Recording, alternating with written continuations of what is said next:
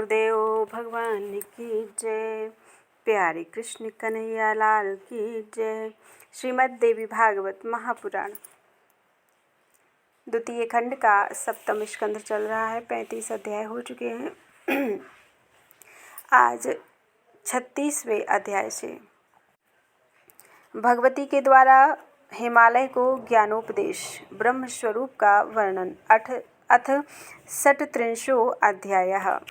देवी बोली, हे राजन, इस प्रकार आसन पर सम्यक विराजमान होकर योग से युक्त चित्त वाले साधक को निष्कपट भक्ति के साथ मुझ ब्रह्म रूपिणी भगवती का ध्यान करना चाहिए, जो प्रकाश स्वरूप सबके अत्यंत समीप स्थित हृदय रूपी गुहा में स्थित होने के कारण गुहाचर नाम से प्रसिद्ध परम तत्व है। उसी में जितने भी चेष्टा युक्त श्वास लेने वाले तथा नेत्र खोलने मूंदने वाले प्राणी हैं, वे सब उस ब्रह्म में ही कल्पित हैं, जो सत्कारण रूप माया तथा असत्कार्य रूप जगत, इन दोनों की अपेक्षा श्रेष्ठ प्राणियों के ज्ञान से परे, अर्थात उनके ज्ञान का अविषय सर्वोत्कृष्ट तथा सबको प्रकाशित करने वाला, अणु से भी अणु और जिसमें सभी लोग तथा उसमें रहने वाले प्राणी स्थित हैं, उस ब्रह्म को आप लोग जानिए। जो अक्षर ब्रह्म है, वही सबका प्राण है, वही वाणी है, वही सबका मन है, वही परम सत्य है तथा अमृत स्वरूप है। अतः हे सौम्य, उस भेदन करने योग्य ब्रह्म स्वरूप लक्ष्य का भेदन करो। हे सौम्य, उपनिषद रूपी महान धनुषास्त्र लेकर उस पर उपासना द्वारा तीक्ष्ण किए गए बाण को स्थापित करो और इसके बाद विषयों से विरक्त और भगवत भक्ति भावित चित्त के द्वारा उस बाण को खींचकर उस अक्षर रूप ब्रह्म को लक्ष्य करके भेदन करो। प्रणव धनुष जीवात्मा बाण और ब्रह्म उसका लक्ष्य कहा जाता है। प्रमाद रहित होकर उसका भेदन करना चाहिए और बाण की भांति उसमें तन्मय हो जाना चाहिए, जिसमें स्वर्ग, पृथ्वी, अंतरिक्ष और संपूर्ण प्राणों के सहित मन ओतप्रोत है। उसी एकमात्र परब्रह्म को जानो और अन्य बातों का परित्याग कर दो। भव सागर से पार होने के लिए यही अमृत का सेतु है। रथ के चक्के में लगे अरों की भांति जिस हृदय में शरीर की नाड़ियां एकत्र स्थित हैं, उसी हृदय में विविध रूपों में प्रकट होने वाला परब्रह्म निरंतर संचरण करता है। संसार समुद्र से पार होने के लिए ओम इस प्रणव मंत्र के जप से परमात्मा का ध्यान करो, आपका कल्याण हो। वह परमात्मा अंधकार से सर्वथा परे ब्रह्मलोक स्वरूप दिव्य आकाश अर्थात हृदय में प्रतिष्ठित है।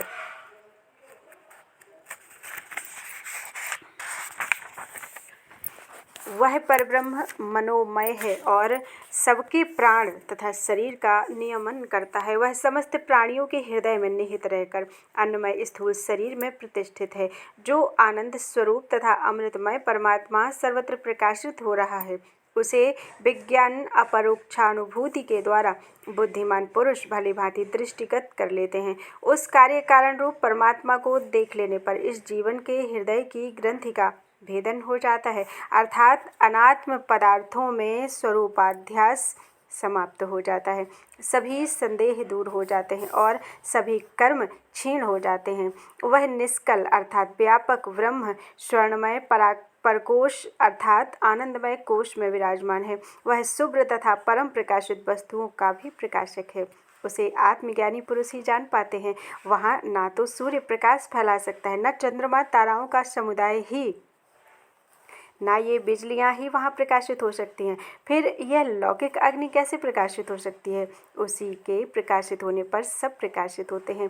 यह संपूर्ण जगत उसी के प्रकाश से आलोकित होता है। यह अमृत स्वरूप ब्रह्म ही आगे है, यह ब्रह्म ही पीछे है और यह ब्रह्म ही दाहिनी तथा बाईं ओर स्थित है। यह ब्रह्म ही ऊपर तथा नीचे फैला हुआ है।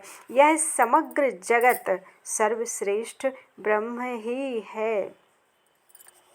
जिसका इस प्रकार का अनुभव है, वह श्रेष्ठ मनुष्य कृतार्थ है। ब्रह्म को प्राप्त पुरुष नित्य प्रसन्न चित्त रहता है। वह ना शोक करता है और ना किसी प्रकार की आकांक्षा रखता है। हे राजन, भय दूसरे से हुआ करता है, द्वैत भाव न रहने पर संसार से भय नहीं होता। उस ज्ञानी से मेरा कभी वियोग नहीं होता और मुझसे उस ज्ञानी का वियोग कभी नहीं होता। हे पर्वत, आप यह निश्चित जान लीजिए कि मैं ही वह हूँ और वही मेरा स्वरूप है। जिस किसी भी स्थान में ज्ञानी रहे उसको वही मेरा दर्शन होता रहता है। मैं कभी भी न तीर्थ में, न कैलाश पर और न बैकुंठ में ही निवास करती हूँ। मैं केवल अपने ज्ञानी भक्त के हृदय कमल में निवास करती हूँ। मेरे ज्ञान परायण भक्त की एक बार की पूजा मेरी करोड़ों पूजाओं का फल प्रदान करती है। जिसका चित्त स्वरूप ब्रह्म में लीन हो गया, उसका कुल पवित्र हो गया, उसकी जननी कृत्य हो गई और पृथ्वी उसे धारण करके पुण्यवती हो गई। हे पर्वत श्रेष्ठ, आपने जो ब्रह्म ज्ञान के संबंध में पूछा था वह सब मैंने बता दिया। अब इसके आगे बताने योग्य कुछ शेष नहीं है। भक्ति संपन्न तथा शीलवान ज्येष्ठ पुत्र तथा इसी प्रकार के गुण वाले शिष्य को इसे बताना चाहिए। किसी दूसरे से इसे कभी प्रकाशित नहीं करना चाहिए। जिसकी परम देव परमेश्वर में परम भक्ति है तथा जिस प्रकार परमेश्वर में है उसी प्रकार गुरु में भी है, उस महात्मा पुरुष के हृदय में ही ये बताए हुए रहस्यमय अर्थ प्रकाशित होते हैं। जिसके द्वारा इस ब्रह्म विद्या का उपदेश दिया जाता है वह साक्षात परमेश्वर ही है। उपदिष्ट विद्या का प्रत्युपकार करने में मनुष्य सर्वथा असमर्थ है, इसलिए वह गुरु का सदा ऋणी रहता है। ब्रह्म जन्म प्रदान करने वाला, ब्रह्म तत्व का साक्षात्कार कराने वाला गुरु माता पिता से भी श्रेष्ठ कहा गया है, क्योंकि माता पिता से प्राप्त जीवन तो नष्ट हो जाता है किंतु गुरु द्वारा प्रदत्त ब्रह्म जन्म कभी नष्ट नहीं होता। हे पर्वत, तस्मै न द्रोह्योत, अर्थात उन गुरु से द्रोह नहीं करना चाहिए इत्यादि वचन वेद ने भी कहे हैं। अतः शास्त्र सिद्धांत है कि ब्रह्म ज्ञान दाता गुरु सबसे श्रेष्ठ होता है। हे नग, शिव के रुष्ट होने पर गुरु रक्षा कर सकते हैं किंतु गुरु के रुष्ट होने पर शंकर भी रक्षा नहीं करते। अतः पूर्ण प्रयत्न से गुरु को संतुष्ट रखना चाहिए। तन मन वचन से सर्वदा गुरु परायण रहना चाहिए, अन्यथा कृतघ्न होना पड़ता है और कृतघ्न हो जाने पर उद्धार नहीं होता। पूर्व समय की बात है। अथर्वण मुनि के द्वारा इंद्र से ब्रह्म विद्या की याचना किए जाने पर इंद्र ने अथर्वण मुनि को ब्रह्म विद्या इस शर्त पर बताई कि किसी अन्य को बताने पर आपका सिर काट लूँगा। अश्विनी कुमारों की याचना करने पर मुनि ने उन्हें ब्रह्म विद्या का उपदेश कर दिया और इंद्र ने मुनि का सिर काट लिया। तदनंतर सूर्यश्रेष्ठ दोनों वैद्यों ने उनके सिर को कटा देखकर घोड़े का सिर मुनि के सिर पर जोड़ दिया। हे भूधर, हे पर्वतराज, इस प्रकार महान संकट से संपादित होने वाली ब्रह्म विद्या को जिसने प्राप्त कर लिया वह धन्य है, कृतकृत्य है। इति श्रीमद्देवी भागवते महापुराणे अष्टादशसहस्रयां संहितायां सप्तम स्कन्धे देवी गीतायां ब्रह्म विद्योपदेश वर्णनम नाम 37वां अध्यायः। बोलो वृंदावन बिहारी लाल की जय। अथ 37वां अध्यायः। भगवती द्वारा अपनी श्रेष्ठ भक्ति का वर्णन करना।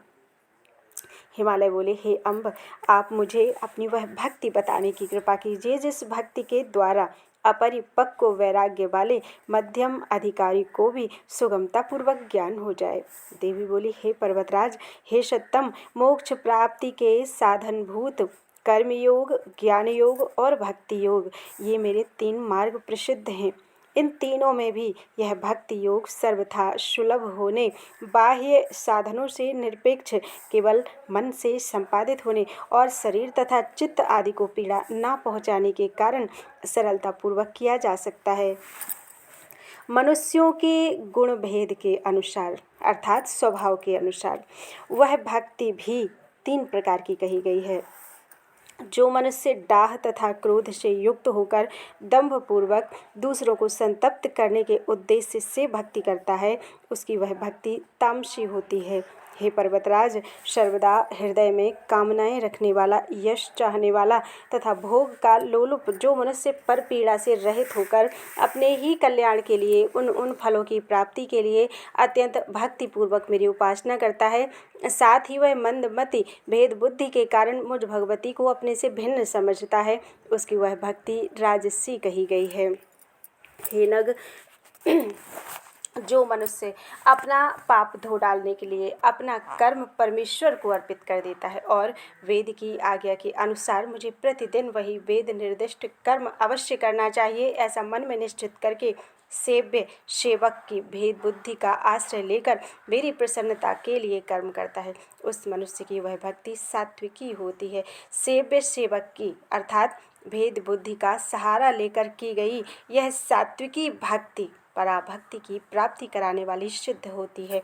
पूर्व में कही गई तामसी और राजसी दोनों भक्तियाँ पराभक्ति की प्राप्ति का साधन नहीं मानी गई हैं। अब मैं पराभक्ति का वर्णन कर रही हूँ। आप उसे ध्यान से सुनिए। नित्य मेरे गुणों का श्रवण करना और मेरे नाम का संकीर्तन करना, कल्याण एवं गुण स्वरूप रत्नों की भंडार मुझ भगवती में तैल धारा की भांति अपना चित्त सर्वदा लगाए रखना।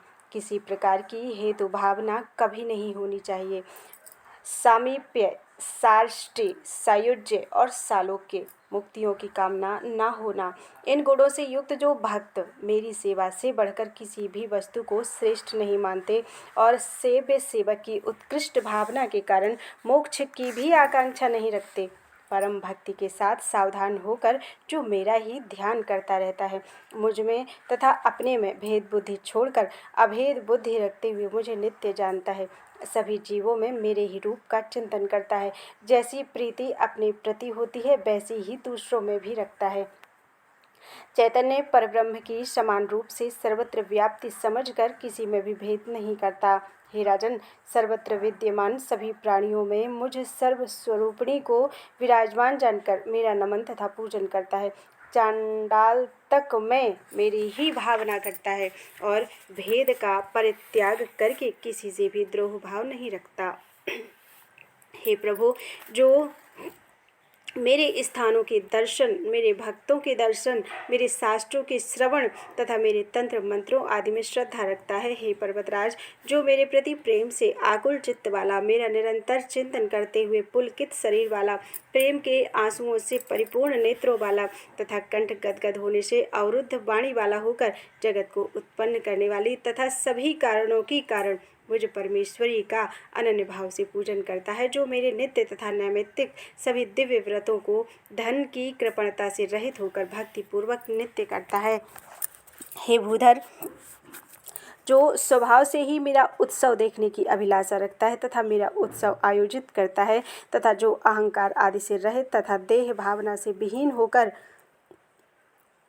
ऊंचे स्वर से मेरे नामों का ही कीर्तन करते हुए नृत्य करता है और प्रारब्ध के द्वारा जैसा जो कुछ किया जाता है वह वैसा ही होता है, इसलिए अपने शरीर की रक्षा आदि करने की भी कोई चिंता नहीं करता।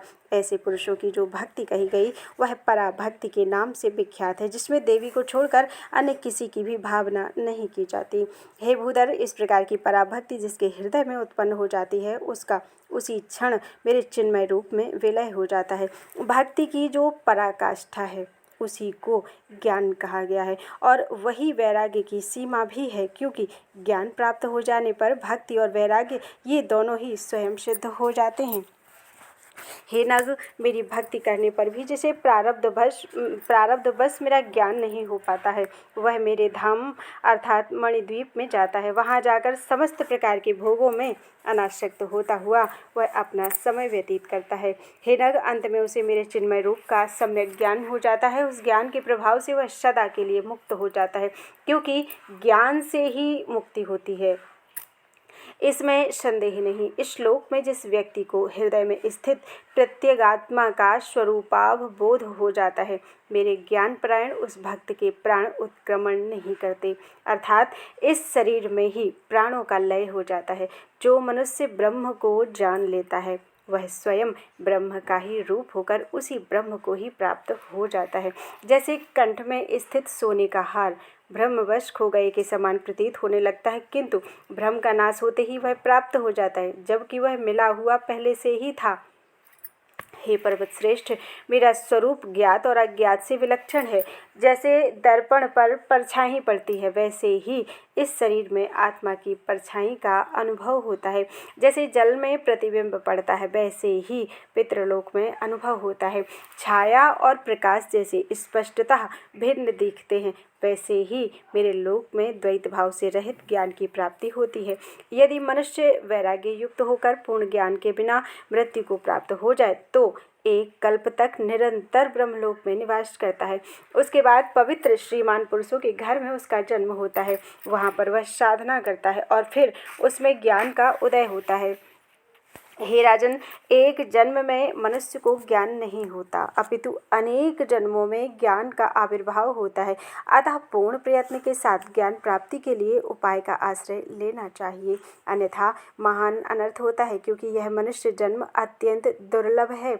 उसमें भी ब्राह्मण वर्ण में और उसमें भी वेद ज्ञान की प्राप्ति होना महान दुर्लभ है। साथ ही शम दम आदि 6 संपदाएं, योग सिद्धि तथा उत्तम गुरु की प्राप्ति, यह सब इस श्लोक में दुर्लभ है। अनेक जन्मों के पुण्यों से इंद्रियों में सदा कार्य करते रहने की क्षमता, शरीर का संस्कार संपन्न रहना तथा मोक्ष की अभिलाषा उत्पन्न होती है।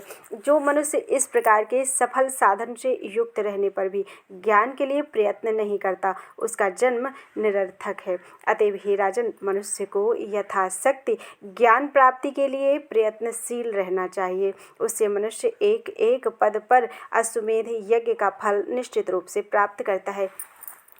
दूध में छिपे हुए घृत की भांति प्रत्येक प्राणी में विज्ञान रहता है। उसे मन रूपी मथानी से निरंतर मथते रहना चाहिए और इस प्रकार उस विज्ञान को प्राप्त करके कृतार्थ हो जाना चाहिए। ऐसा वेदांत का डिंडिम घोष है। हे पर्वतराज हिमालय, मैंने आपको सब कुछ संक्षेप में बता दिया। अब आप पुनः क्या सुनना चाहते हैं? इति श्रीमद्देवी भागवते महापुराणे अष्टादशसहस्रयां संहितायां सप्तम स्कंधे देवी गीतायां भक्तिमहिमा वर्णनम नाम सप्तत्रिंशो अध्यायः। बोलो वृंदावन बिहारी लाल की जय। अथ अष्टत्रिंशो अध्यायः। भगवती के द्वारा देवी तीर्थों, व्रतों तथा उत्सवों का वर्णन। हिमालय बोले, हे देवेश्वरी, इस पृथ्वी तल पर कौन कौन से पवित्र, मुख्य, दर्शनीय तथा आप भगवती के लिए अत्यंत प्रिय स्थान हैं?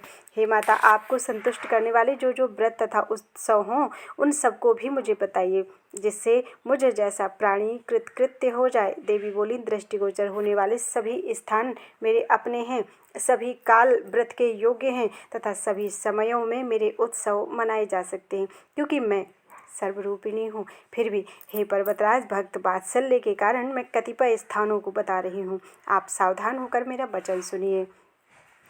कोलापुर एक अत्यंत श्रेष्ठ स्थान है, जहाँ लक्ष्मी सदा निवास करती हैं। मातृपुर दूसरा परम स्थान है, जहाँ भगवती रेणुका विराजमान है। तीसरा स्थान तुलजापुर। इस प्रकार सप्तशृंग भी एक स्थान है। हिंगुला, ज्वालामुखी, शाकंभरी, भ्रामरी, रक्तदंतिका और दुर्गा, इन देवियों के उत्तम स्थान इन्हीं के नामों से विख्यात हैं। भगवती विंध्यवासिनी का स्थान विंध्य पर्वत सर्वोत्कृष्ट है। देवी अन्नपूर्णा का परम स्थान श्रेष्ठ कांचीपुर है। भगवती भीमा, विमला, श्री चंदला और कौशिकी के महास्थान इन्हीं के नामों से प्रसिद्ध हैं। भगवती नीलांबा का परम स्थान नील पर्वत के शिखर पर है और देवी जाम्बू नदेश्वरी का पवित्र स्थान श्रीनगर पर है। भगवती गुह्य काली का महान स्थान है, जो नेपाल में प्रसिद्ध है और देवी मीनाक्षी का श्रेष्ठ स्थान है, जो चिदम्बर में स्थित बताया गया है। भगवती सुंदरी का महान स्थान वेदारण्य में अधिष्ठित है और भगवती पराशक्ति का महास्थान एकांबर में स्थित है। भगवती महालसा और इस प्रकार देवी योगेश्वरी के महान स्थान इन्हीं के नामों से विख्यात हैं। भगवती नील सरस्वती का स्थान चीन देश में स्थित कहा गया है। भगवती बगला का सर्वोत्तम स्थान वैद्यनाथ धाम में स्थित माना गया है। मुझ श्रीमद् भुवनेश्वरी का स्थान मणिद्वीप बताया गया है। श्रीमद त्रिपुर भैरवी का महान स्थान कामाख्या योनि मंडल है और भूमंडल पर क्षेत्र रत्न स्वरूप है तथा महामाया द्वारा अधिवासित क्षेत्र है। धरातल पर इससे बढ़कर श्रेष्ठ स्थान कहीं नहीं है। यहाँ भगवती प्रत्येक माह में साक्षात रजस्वला हुआ करती हैं। उस समय वहाँ के सभी देवता पर्वत स्वरूप हो जाते हैं और अन्य महान देवता भी वहाँ पर्वतों पर निवास करते हैं। विद्वान पुरुषों ने वहाँ की संपूर्ण भूमि को देवी रूप कहा है। इस कामाख्या योनि मंडल से बढ़कर श्रेष्ठ स्थान कोई नहीं है। ऐश्वर्यमय पुष्कर क्षेत्र भगवती गायत्री का उत्तम स्थान कहा गया है। अमरेश में चंडिका तथा प्रभास में भगवती पुष्करेक्षिणी विराजमान है। महास्थान नैमिषारण्य में लिंगधारिणी विराजमान है। पुष्कराक्ष में देवी पुरुहूता और आषाढ़ी में भगवती रति प्रतिष्ठित हैं। चंडमुंडी नामक महान स्थान में परमेश्वरी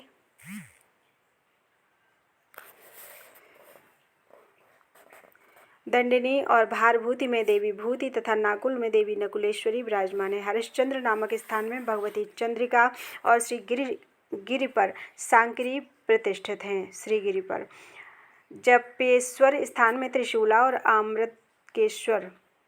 आम्रातकेश्वर में देवी सूक्ष्मा है। महाकाल क्षेत्र में शांकरी मध्यम नामक स्थान में सर्वाणी और केदार नामक महान स्थान में वे भगवती मार्गदायिनी अधिष्ठित हैं।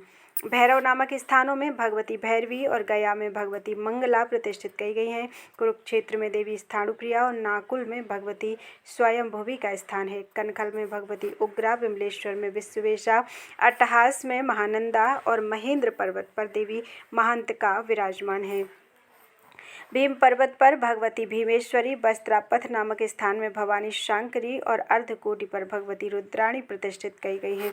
अभिमुक्त क्षेत्र काशी में भगवती विशालाक्षी, महालय क्षेत्र में महाभागा, गोकर्ण में भद्रकर्णी और भद्रकर्णक में देवी भद्रा विराजमान है। सुवर्णाक्ष नामक स्थान में भगवती उत्पलाक्षी, स्थाणुशंगिक स्थान में देवी स्थाणवीशा, कमलालय में कमला, छगलंडक में प्रचंडा, कुरंडल में त्रिसंध्या, माकोट में मुकुटेश्वरी, मंडलेश में सांडकी और कालंजर पर्वत पर काली प्रतिष्ठित हैं। शंकुकर्ण पर्वत पर भगवती ध्वनि विराजमान बताई गई हैं। स्थूलकेश्वर पर भगवती स्थूला हैं। परमेश्वरी हियल्लेखा ज्ञानियों के हृदय कमल में विराजमान है। बताए गए ये स्थान देवी के लिए अत्यंत प्रिय हैं। हे पर्वतराज, पहले उन क्षेत्रों का महात्म्य सुनकर तत्पश्चात शास्त्रोक्त विधि से भगवती की पूजा करनी चाहिए। अथवा हे नगश्रेष्ठ, ये सभी क्षेत्र काशी में भी स्थित है, इसलिए देवी की भक्ति में तत्पर रहने वाले मनुष्य को निरंतर वहाँ रहना चाहिए। वहाँ रहकर उन स्थानों का दर्शन, भगवती के मंत्रों का निरंतर जप और उनके चरण कमल का नित्य ध्यान करने वाला मनुष्य भवबंधन से मुक्त हो जाता है। हे नग, जो मनुष्य प्रातः काल उठकर भगवती के इन नामों का पाठ करता है, उसके समस्त पाप उसी क्षण शीघ्र ही भस्म हो जाते हैं। जो व्यक्ति श्राद्ध के समय ब्राह्मणों के समक्ष इन पवित्र नामों का पाठ करता है, उसके सभी पितर मुक्त होकर परम गति को प्राप्त हो जाते हैं। हे सुव्रत, अब मैं देवी के व्रतों के विषय में आपको बताऊंगा। सभी स्त्रियों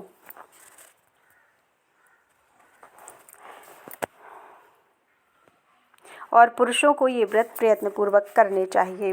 व्रतों में जो तृतीया के व्रत हैं, वे अनंत तृतीया, रस कल्याणिनी और आद्रानंद कर नाम से प्रसिद्ध हैं। शुक्रवार, कृष्ण चतुर्दशी तथा भौमवार को देवी का व्रत किया जाता है। प्रदोष भी देवी व्रत है। उस दिन देवाधिदेव भगवान शिव सायंकाल के समय देवी पार्वती को कुशासन पर विराजमान करके उनके समक्ष देवताओं के साथ नृत्य करते हैं। उस दिन उपवास करके सायंकाल के प्रदोष में भगवती शिवा की पूजा करनी चाहिए। देवी को विशेष रूप से संतुष्ट करने वाला यह प्रदोष प्रत्येक पक्ष में करना चाहिए। हे पर्वत, सोमवार का व्रत मुझे अत्यधिक संतुष्ट करने वाला है। इस व्रत में भी उपवास करके भगवती की पूजा कर रात में भोजन करना चाहिए। इसी प्रकार चैत्र और अश्विन महीने के दोनों नवरात्र व्रत मेरे लिए अत्यंत प्रियकर हैं। हे विभो, इसी प्रकार और भी नित्य तथा नैमित्तिक व्रत हैं। जो मनुष्य राग द्वेष से रहित होकर मेरी प्रसन्नता के लिए इन व्रतों को करता है, वह मेरा सायुज्य प्राप्त कर लेता है। वह मेरा भक्त है और मुझे अति प्रिय है। हे विभो, व्रतों के अवसर पर झूला सजाकर उत्सव मनाना चाहिए। मेरा शयनोत्सव, जागरणोत्सव, रथोत्सव और दमनोत्सव आयोजित करना चाहिए। श्रावण महीने में होने वाला पवित्र उत्सव भी मेरे लिए प्रीतिकारक है। मेरे भक्त को चाहिए कि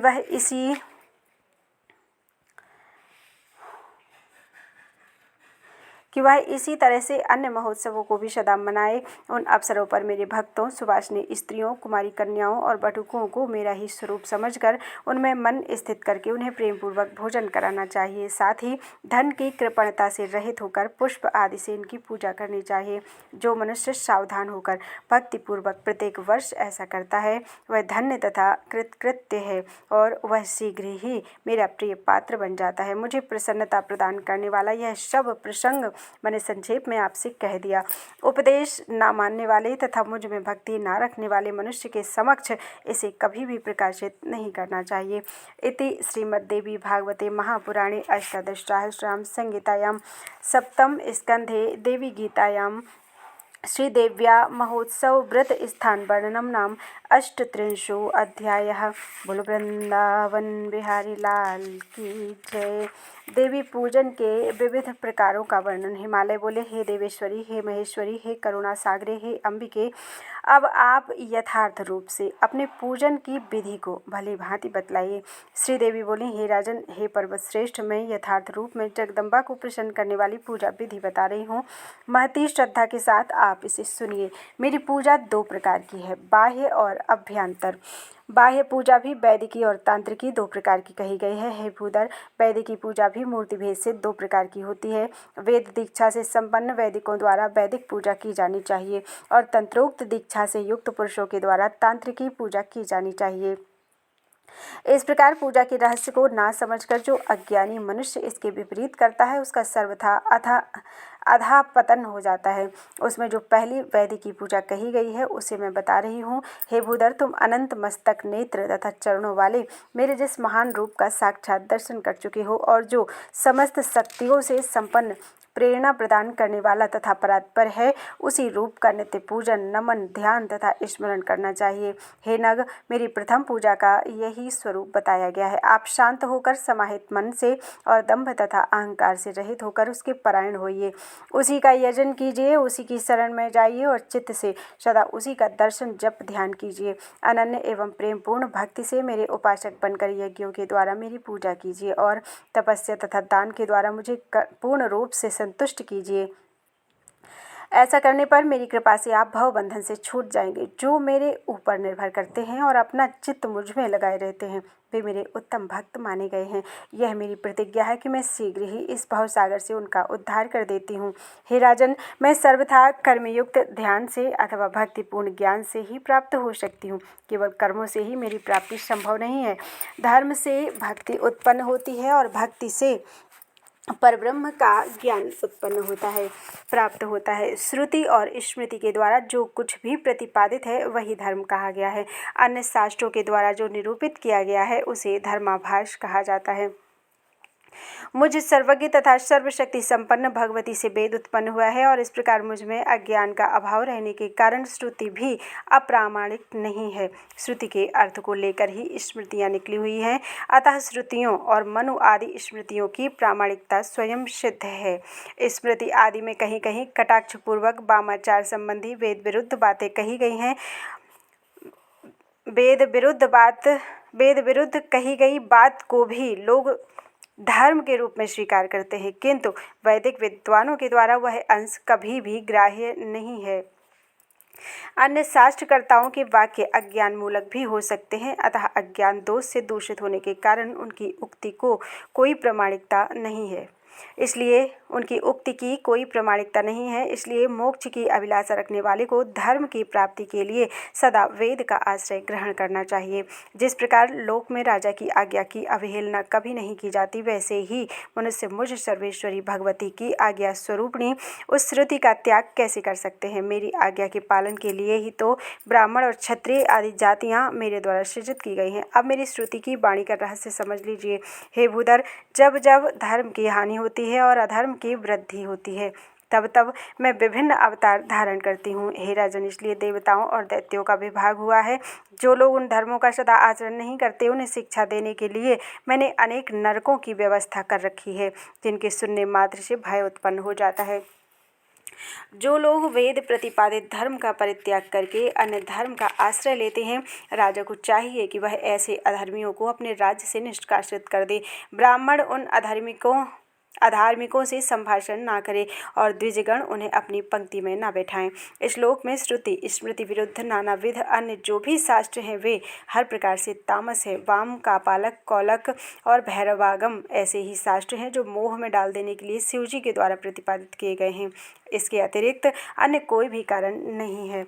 वेद मार्ग से च्युत होने के कारण जो उच्च कोटि के ब्राह्मण दक्ष प्रजापति के शाप से, महर्षि भृगु के शाप से और महर्षि दधीचि के शाप से दग्ध कर दिए गए थे, उनके उद्धार के लिए भगवान शंकर ने सोपान क्रम से शैव, वैष्णव, सौर, शाक्त तथा गाणपत्य आगमों की रचना की है। उनमें कहीं कहीं वेद विरुद्ध अंश भी कहा गया है। वैदिकों को उस अंश के ग्रहण कर लेने में कोई दोष नहीं है। वेद से सर्वथा भिन्न अर्थ को स्वीकार करने के लिए द्विज अधिकारी नहीं है। वेदाधिकार से रहित व्यक्ति ही उसे ग्रहण करने का अधिकारी है। अतः वैदिक पुरुष को पूरे प्रयत्न के साथ वेद का ही आश्रय ग्रहण करना चाहिए, क्योंकि वेद प्रतिपादित धर्म से युक्त ज्ञान ही परब्रह्म को प्रकाशित कर सकता है।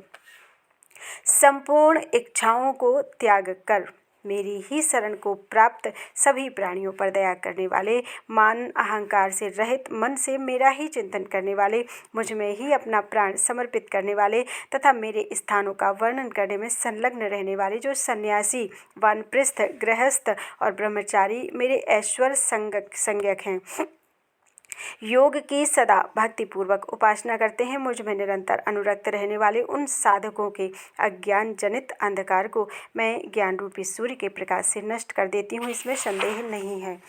हे पर्वतराज, इस प्रकार मैंने पहली वैदिक पूजा के स्वरूप का संक्षेप में वर्णन किया। अब दूसरी पूजा के विषय में बता रही हूँ। मूर्ति, वेदी, सूर्य, चंद्र मंडल, जल, बाणलिंग, यंत्र, महापट अथवा हृदय कमल में सगुण रूप वाली परात्पर भगवती का इस प्रकार ध्यान करें कि वे करुणा से परिपूर्ण हैं, तरुण अवस्था में विद्यमान हैं, अरुण के समान अरुण आभा से युक्त हैं और सौंदर्य के सारतत्व की सीमा है। इनके संपूर्ण अंग परम मनोहर हैं, वे श्रृंगार रस से परिपूर्ण हैं तथा सदा भक्तों के दुख में दुखी रहा करती हैं। इन जगदम्बा का मुखमंडल प्रसन्नता से युक्त रहता है। वे मस्तक पर बाल चंद्रमा तथा मयूर पंख धारण की हुई हैं। उन्होंने पाश, अंकुश, वर तथा अभय मुद्रा धारण कर रखा है।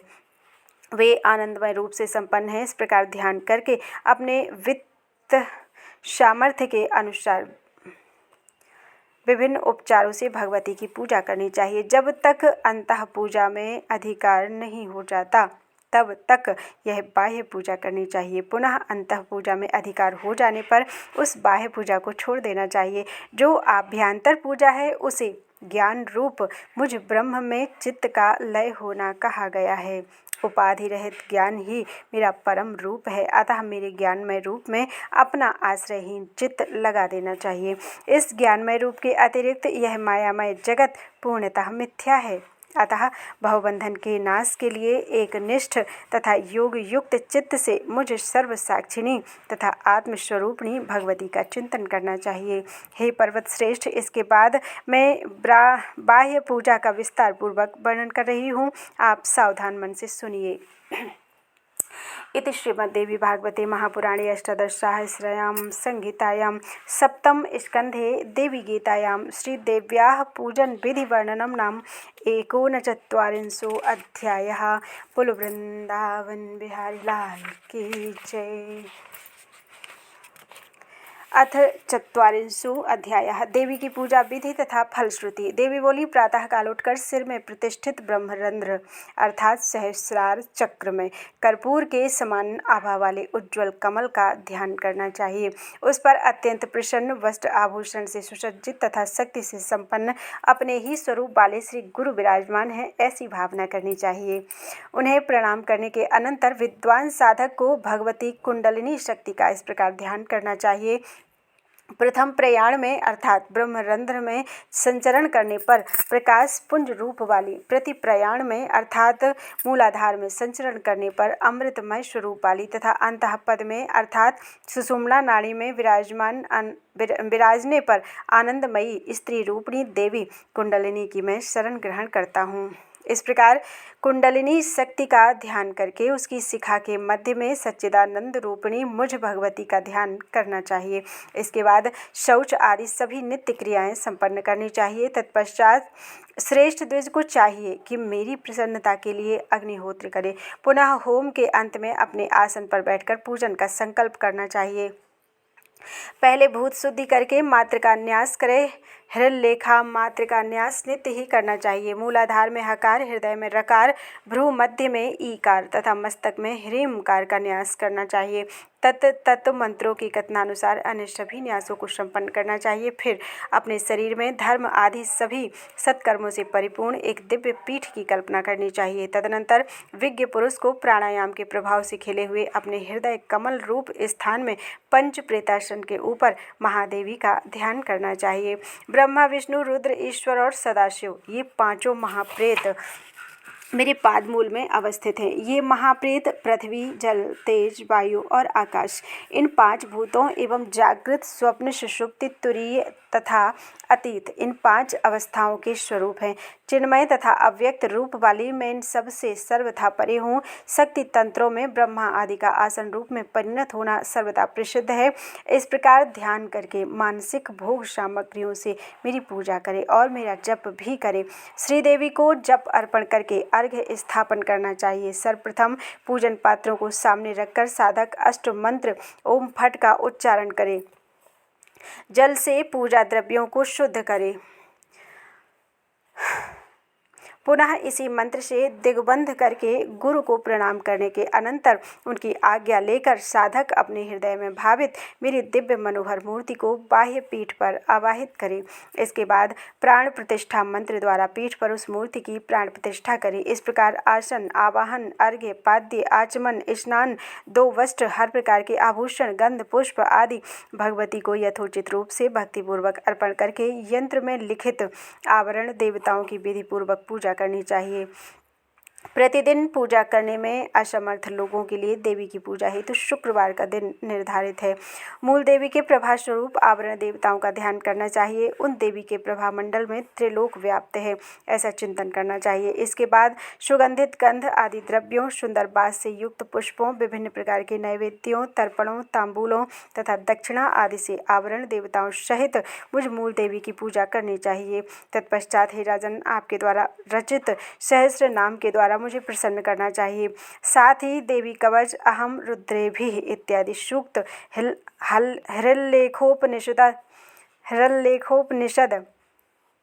संबंधी देवी अथर्व शीर्ष मंत्रों और महाविद्या के प्रधान मंत्रों से मुझे बार बार प्रसन्न करना चाहिए। तत्पश्चात पुलकित समस्त अंगों से युक्त, अश्रु से अवरुद्ध नेत्र तथा कंठ वाला और प्रेम से आर्द्र हृदय वाला वह साधक मुझ जगत धात्री के प्रति क्षमा अपराध के लिए प्रार्थना करे। साथ ही नृत्य और गीत आदि की ध्वनि से मुझे बार बार प्रसन्न करे। चूँकि मैं सभी वेदों तथा पुराणों की मुख्य प्रतिपाद्य विषय हूँ, अतः उनके पाठ पारायणों से मुझे प्रसन्न करना चाहिए। देह सहित अपना सब कुछ मुझे नित्य अर्पित कर देना चाहिए। तदनंतर नित्य होम करें। ब्राह्मणों, सुवासिनी स्त्रियों, बटुकों तथा अन्य दीन लोगों को देवी का रूप समझकर उन्हें भोजन कराना चाहिए। पुनः नमस्कार करके अपने हृदय में जिस क्रम से आवाहन आदि किया हो, ठीक उसके विपरीत क्रम से विसर्जन करना चाहिए। हे सुब्रत, मेरी संपूर्ण पूजा हृल्लेखा अर्थात ह्रीम मंत्र से संपन्न करनी चाहिए, क्योंकि यह ह्रीम सभी मंत्रों की परम नायिका कही गई है। हृल्लेखा रूपी दर्पण में मैं निरंतर प्रतिबिंबित होती रहती हूँ, अतः हृल्लेखा मंत्रों के द्वारा मुझे अर्पित किया गया पदार्थ सभी मंत्रों के द्वारा अर्पित किया गया समझा जाता है। भूषण आदि सामग्रियों से गुरु की विधिवत पूजा करके अपने को कृतकृत्य समझना चाहिए। जो मनुष्य इस प्रकार मुझ श्रीमद् भुवन सुंदरी भगवती की पूजा करता है, उसके लिए कोई भी वस्तु किसी भी समय में कहीं भी दुर्लभ नहीं रह सकती। देहावसान होने पर वह निश्चित ही मेरे मणिद्वीप में पहुंच जाता है। उसे देवी का ही स्वरूप समझना चाहिए। देवता उसे नित्य प्रणाम करते हैं। हे राजन, इस प्रकार मैंने आपसे महादेवी के पूजन के विषय में बता दिया। अब आप इस पर भली भांति विचार करके अपने अधिकार के अनुरूप मेरा पूजन कीजिए, उससे आप कृतार्थ हो जाएंगे। जो सत्शिष्य नहीं है उसे कभी भी मेरे इस गीता शास्त्र को नहीं बताना चाहिए। साथ ही जो भक्त ना हो, धूर्त हो तथा दुरात्मा हो, उसे भी इसका उपदेश नहीं करना चाहिए।